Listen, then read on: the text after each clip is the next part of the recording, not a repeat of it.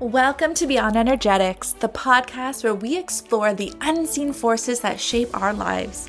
I'm Sarah, and together we'll journey into the depths of energy, intuition, and transformation.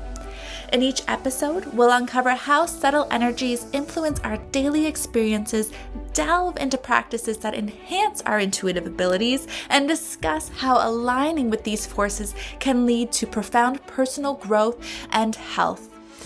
Whether you're new to the world of energy or looking to deepen your understanding, this space is for you. So settle in, open your mind, and let's embark on this transformative journey together.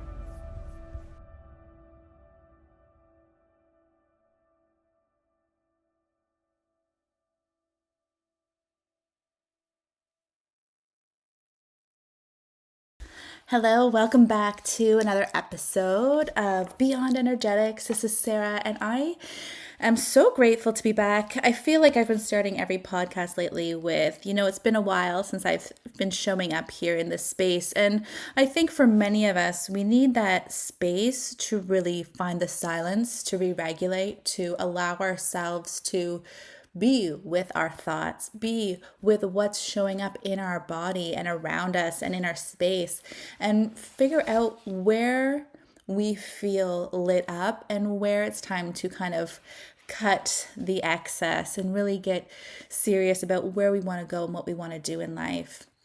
And for me lately, it's been doing just that, really trying to focus on where it is I want to go and really truly understanding what lights me up. What do I love to learn about, and how can I integrate that into my integrative energetics work that I do virtually and in person.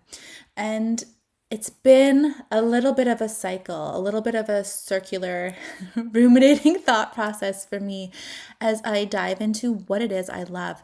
Because for the longest time, I wanted to go one way. But I've been recently led back to my passion in psychology and nervous system work. And a big piece of that is polyvagal theory. I always feel like I'm on the Big Bang Theory or something when I start to talk in these terms. But I wanted to dive in to this today in this episode because there was something that I kept thinking over and over, a question I had, and that was, are people with complex post-traumatic stress disorder, are they more intuitive, or is it just their neuroception is more fine-tuned? Or maybe it's anxiety. And so I went looking for answers, and I'm going to share that with you here today. And we're going to dive in and explore what this means, what maybe the answer is, and maybe you'll resonate with some things we speak about.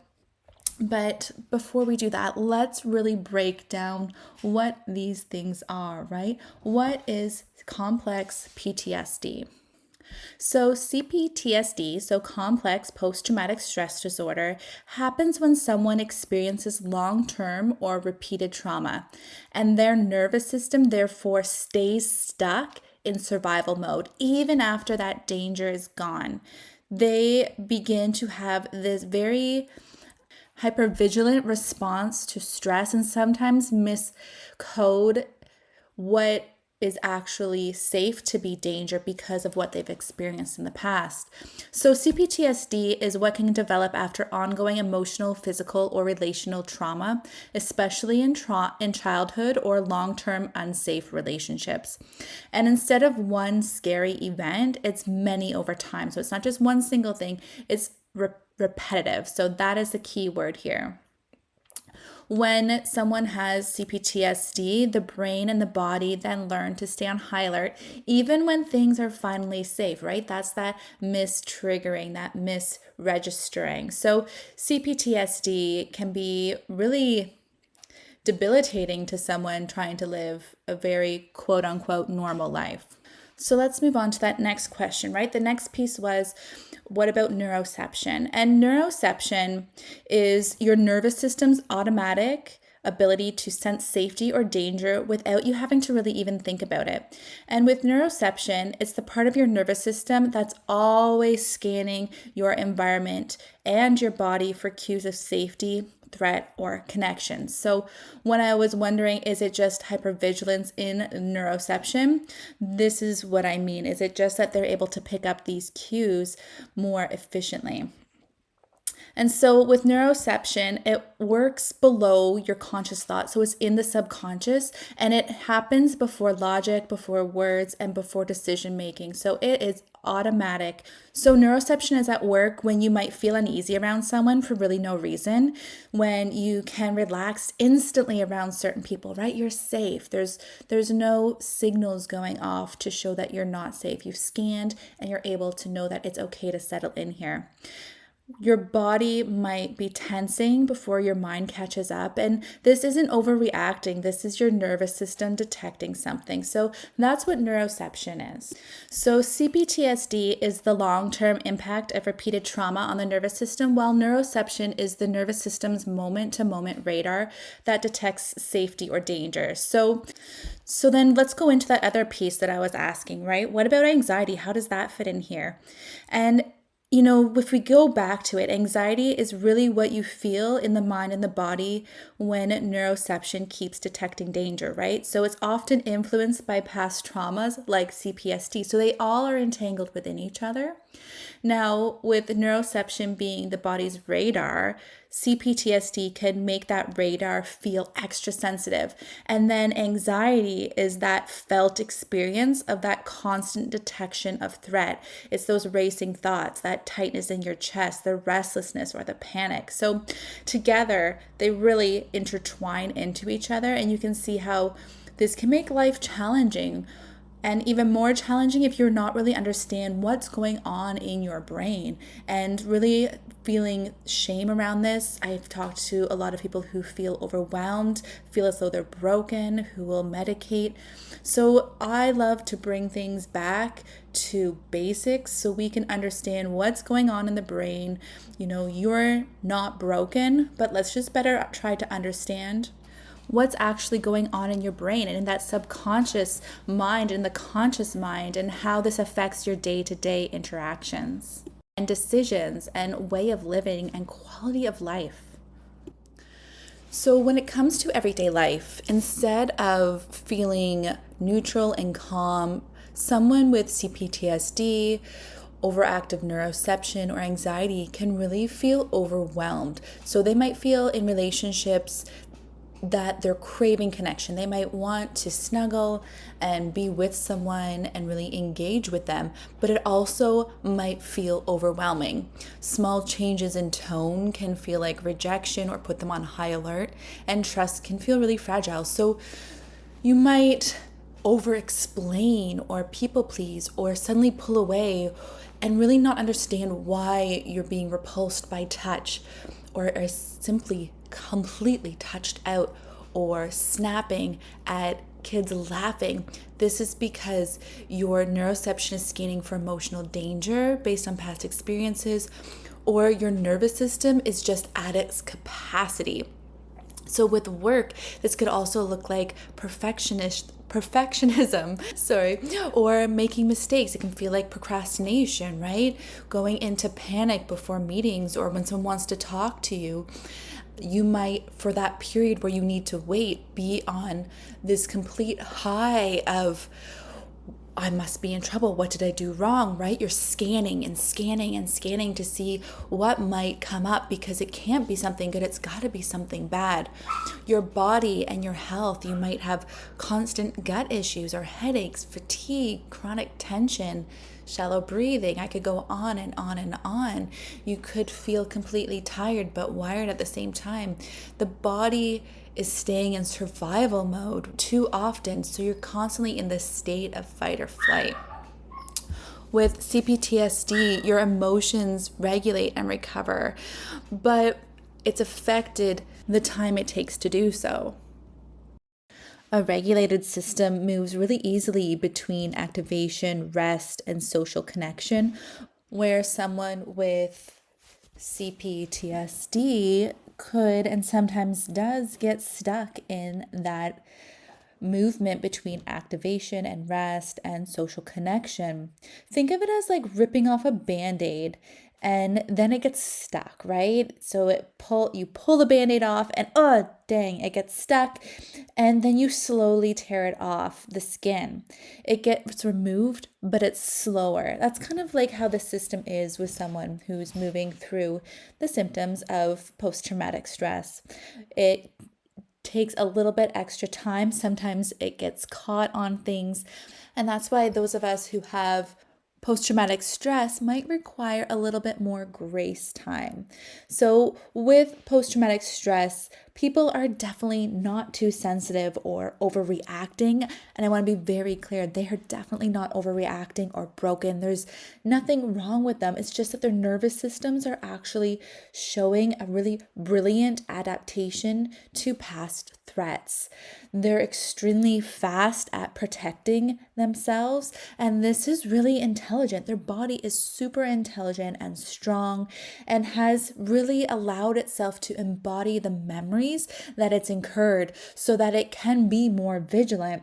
So, how does someone with post traumatic really find safety and calm, right? The only way in which one can really truly calm the mind and the nervous system is through a few things. So, safety, present day safety, can only be felt and happen through repeated, safe relational experiences. This means interactions and relational experiences where you will feel safe and seen and supported over and over again. This allows the nervous system to really learn that relationships don't have to be threatening. It gives that reassurance that everything's going to be okay.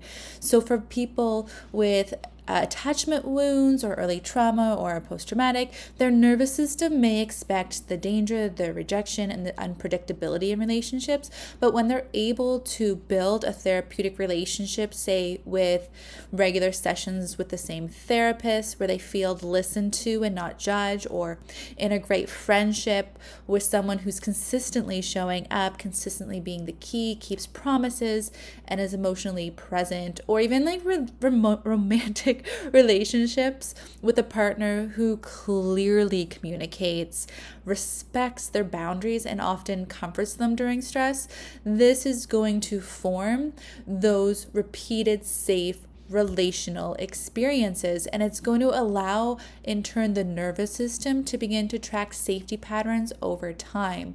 So one safe interaction might feel good, but it's not going to be able to create a lasting change. It has to have repetition in order to help retrain neuroception, so the body's automatic sense of safety versus danger.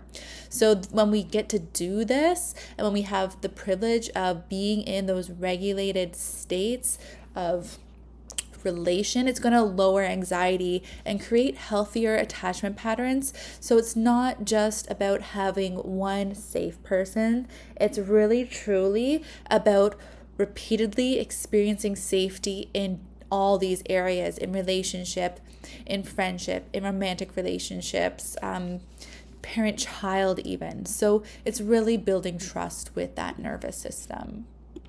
So another way one can really create safety is to experience body-based experiences. So beyond talk therapy, there's practices like energetics, somatic therapy, movement like yoga, qigong, even dancing can really create safety. There's also breath work and guided body scans. Things like even being in a safe environment, like in a snoozeland room for kiddos or in a hammock in nature for adults. These are all going to create a feeling of physical safety and support. So when we get to do these experiences that are body-based over time, it's going to activate that parasympathetic nervous system into that rest and digest, reducing the fight, flight, fawn, or freeze responses. So it's teaching the body that it can relax, right? The mind is one thing, but the body also needs to feel relaxed. Now, I truly feel this is something that I curate excellently. When clients come into my office, it is a safe space. Even when we're on a virtual environment, confidentiality is key, right? That's going to allow someone to know that they are safe, and what they say or feel or experience does not leave that room. So it's building trust. But we also have things like scents, which create an atmosphere. We have safety within the room. It is clean, it is calm, lighting is low, music is soothing. My energy, I make sure, is in check. So all these things can also collaborate or influence in the creating of a safe body-based experience. Another key component here is vagal tone restoration. It is strengthening and all about regulating the vagus nerve, which is a super key part of your parasympathetic system. Think of it as an extension cord that runs down the midline of the body, and all these other systems are connected to it. So you have the vagus nerve, which is that extension cord, and then connected into this extension cord is your brain, is the heart, is the lungs, the digestive system, and other organs. And the vagal tone, this extension cord, really allows you to measure how well your nervous system can shift from stress to rest. So if you are in a high state of stress, the extension cord might burn out, right? That breaker might be flipped and something just isn't going to be functioning properly. But when it's not overloaded and everything's running smoothly, you're going to have a beautiful rhythm of engagement and regulation and resilience, and your physical health is going to be in check. So one way to really help this vagal tone restore is through practices, again, keyword, that simulate and stimulate safety within that vagus nerve and support that parasympathetic activity. So I mentioned before, breath work, right? Slow, deep diaphragmatic breathing. So you can do the box breathing, but what I have been finding with clients is really what I call accordion breathing. So it's taking that breath not into the belly, not into the chest, but into the back and side body. So inhaling into the back body and then expanding out the sides of the body. You can even do some weighted breathing, putting some weight on the chest to really help that expansion and that integration into the back body with a little bit of weight seems to also take that practice a little deeper. Somatic experiencing, trauma-informed touch, gentle massage are all different ways as well we can work with this. We can also do things such as humming and chanting and singing. So one thing I do in practice is integrating humming into our opening meditation and grounding exercises. So all this looks like is for you to take a great big breath in, and then as you exhale, you turn your head to the left while simultaneously humming, and then inhale, that breath comes in and that nose returns to neutral, so the head turns back to center. And then as you exhale, you turn your head to the right while simultaneously humming, and then eventually you just continue to look back and forth, left and right, while humming the entire space it takes to go back and forth. So it's just like a shaking your head no while humming, and you can do this as you look up and down as well. So just bringing that in has been a huge game changer for many of my clients who are in a very high state of anxiety or fight or flight. The other way we've been integrating is sound baths, right? Our body is like 70% water. And if you think of frequency, the toning and the frequency of the instruments are a way to really begin to soothe and stimulate the vagus nerve without anyone having to even speak. And we did a sound bath this past weekend, and those who were there said it felt like they were floating on a raft in water. Their bodies just completely relaxed in a way they hadn't experienced before. So definitely would suggest trying that out. Now, restoring that vagal tone really is something you want to prioritize when we're looking at really recovering and managing any dysregulation in the body, because It's going to allow you to feel safe and regulated even without conscious thought. It's emotional resistance, focus, and physical health oriented. So it's going to help you move out of that chronic state of dis-ease or even free state very gently and very palpable. Oh my gosh, I can't say it in an easy way. Let's just go with that today. Another key element is reminding yourself that slow exposure, slow and sustainable, is going to help you integrate this further. When we're building the safety and trust, jumping in head first and having all these experiences are great, but it can also really increase anxiety. I have seen individuals experience an overwhelming amount of safety and security, and it actually leads them to feeling more anxious and more overwhelmed.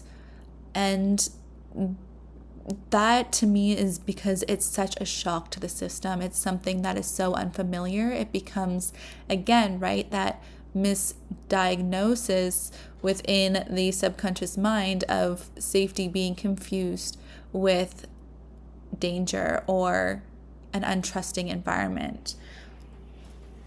When we haven't felt something for a long time, it can feel very foreign and scary. So really allowing slow exposure is key. Baby steps is still motion forward.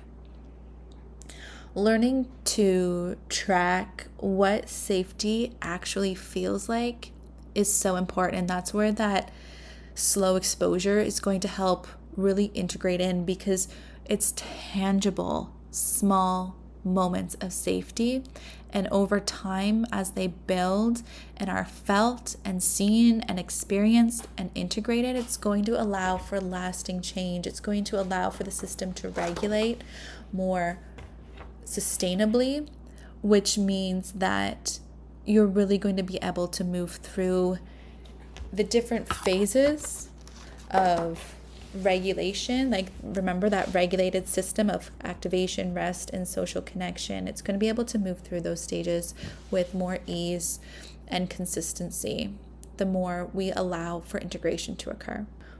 One thing I want to add is I want to just kind of sew back in some information about the vagus nerve, because I know I brought it up and I didn't really explain it. But the vagus nerve, remember that power cord that runs down the middle of the body? It actually in Latin means wandering, which is super cool, right? It wanders down and through the body.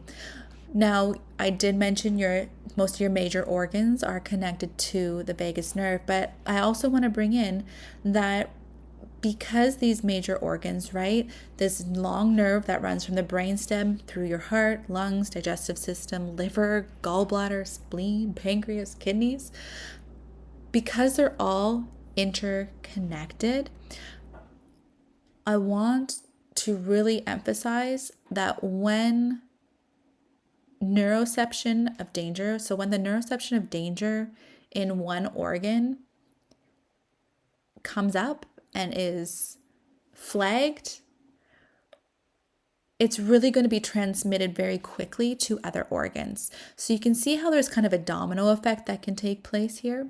And healthy individuals can really move freely through each state, so their body isn't going to have that physical feeling of being under attack, the same as someone who's undergone trauma will. So someone who's undergone trauma is possibly going to feel actually pain and incredible fatigue when they move through these states. It's literally feels like the domino, right? The shutting down, everything's under fire. It's like they're standing out and everything is ready to attack them. They're on high alert, and that's exhausting. So for someone who might be getting bullied, their first response is to fight back. Initially, they're going to have that ability to fight back. But for someone who undergoes this bullying every single day, eventually they may move into their last option, moving out of fighting back and into a dorsal vagal shutdown. And that's where the freeze, that's where not being able to get out of bed or to have the desire to go out in public, or that placidness can come over someone who has been moving through trauma for a long period of time can come in. And so that's where moving back into that line of safety and that space of safety can take a very long time. If you think about how long it's taken someone to incur and how long someone's incurred their situation for, it's going to take a fair bit of time to come out. So it's just being patient and having grace and having that love and building that connection and knowing that it's not impossible and it's not going to take forever. And everyone is so different, but it's understanding that, it's like peeling back the onion layers. It's going to happen and everything's going to be able to shift in time, but not expecting an overnight flip of a switch. Even with medication, right? It's going to take a little while to recalibrate that place of safety. So let's circle back to the beginning of the podcast, right? That question that started this whole thing, which feels like a while ago. But I asked myself this question: are people with CPTSD more intuitive? Or is it the fact that their neuroception is more finely tuned, or are they just more anxious? And what I've come to find out is that, when we're in a state of CPTSD or anxiety, it doesn't mean that we are necessarily more intuitive. It means that someone with CPTSD or PTSD has better neuroception. It does mean their danger prioritized neuroception is more fine-tuned. Anxiety is the surface expression, and the dorsal vagal shutdown is a deeper protective layer. So their healing is not about logic, but it's about teaching the body that now is different. So when it breaks down to answering that question, right? When we break down, to get the answer, one thing is not true. Yes, they are definitely more intuitive because these fine tunings of how their body responds to the world around them is on high alert. So they're able to tune in and become more aware a lot more efficiently than someone who may have not experienced what they've experienced in life. It doesn't mean they're better or worse off. It doesn't mean that someone who hasn't experienced the things in their life is better or worse off at digesting their intuition. It just means that they're more hyper aware. So I think that's really cool. I think that, there is a bright side to everything we experience, and sometimes things just suck, and that's okay. But to sum it up, two things can be true. You can have a really intuitive individual who is experiencing hyper-awareness and post-trauma memory and nervous system activation. And you can have someone who has PTSD or anxiety, who has heightened body awareness and nervous system sensitivity, which can feel like strong intuition. So what is it, right? Their nervous system is constantly going to be scanning for threat, right? Hypervigilance. So they're able to really pick up subtle cues, body language, tones of voice, patterns, or danger signals more readily than most. It's not just intuition, it's a combination of hyper-awareness and past trauma memory, as well as nervous system activation. Not purely a calm, discerning inner knowing, but a collaboration of different aspects which they're experiencing within their own physical, mental, emotional, and energetic body. So it feels like for someone that they're having these gut feelings or knowing what's coming, but it can be pattern recognition.